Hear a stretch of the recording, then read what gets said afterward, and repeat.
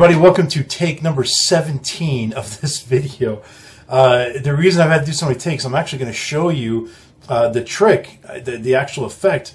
Problem is, because I'm trying to hold up my hands in front of the camera and it's a little awkward, I'm afraid I'm exposing the gimmick.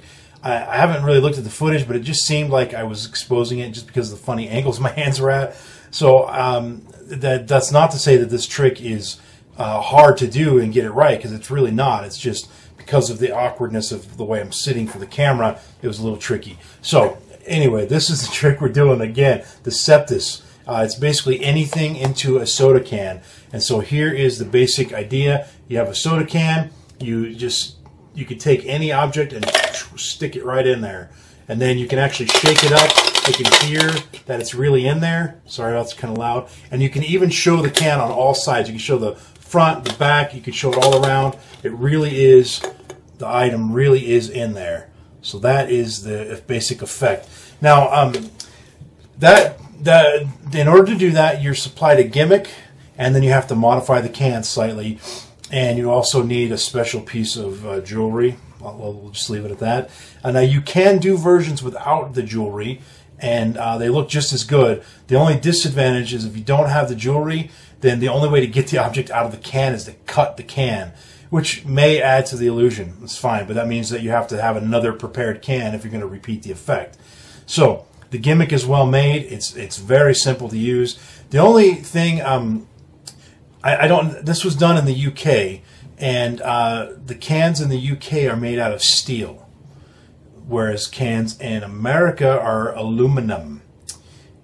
If you know much about your chemistry, the properties of aluminum and the properties of steel are a little bit different. That's chemical makeup, I should say. I don't know if that's technically called chemistry. I guess it is. But anyway, aluminum and steel have different properties. And I don't want to say too much more than that. I'm using aluminum cans. Now, this is America, and this is an aluminum can, and you saw that the trick still worked.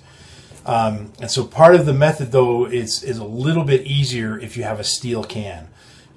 Regardless of whether you're using a PK ring or not, the steel can still helps the method a little bit better. But it worked just fine. You saw it, and hopefully I didn't expose anything, and it looked fine as far as I could tell. So the bottom line is, this is a simple to do method. There's a little bit of sleight of hand involved. You need to practice it, and I don't know how awesome or not awesome that just looked as far as my handling went, but I've never done it before until this video and the couple videos a minute ago where I was trying to get the angles right. So, there was no presentation there. I was just walking you through what it looks like. But with 5 minutes of prep work, it took me 5 minutes to prep the can, and then another 5 minutes to just try it out, and there you have it. So it worked all right. So you can put anything that will fit in a can, you can do, and it doesn't have to fit through the hole here. In fact, I'm going to give you an idea that was not on the video that I think is how I would do this trick. You can actually do this where the can is sealed. Due to the nature of the preparation of the can, you'd still be able to drain the soda out completely and have a completely sealed can.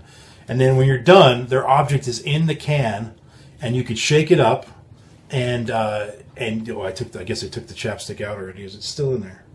Anyway, it's not making any noise now. But you could so you put the object in there and show the can on both sides is sealed on both sides, but they can hear it. There it is. It must have just stuck. A little bit of wet stuff in there still, so it's sticking. But then you could crack the can open and show, look, your object really is in there. I think that'd be a great way to do this effect. You've made the soda vanish and their object is in its place. To me, that's a really cool way to handle it. And you could do that with the method. That's not an idea on the DVD, but there you go. That's my gift to you. So, once you watch the DVD, you'll know exactly how to do what I just said. 4.5 stars, Stone Status of Jim. This is probably the most rambly DVD I've ever done, guys. Sorry. Anyway, bottom line, the gimmick works great. The ad copy is totally legitimate. There are a few minor things that I pointed out in the written review, so make sure you read that.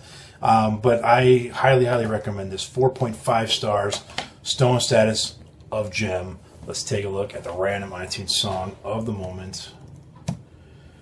Yes, classic country here, folks. Lonely Street by Patsy Cline. That is classic country. So there you have it, folks. We got a 4.5-star product with some classic country by Patsy Cline. That's it for me. I'll see you on the next review, guys. Peace and out.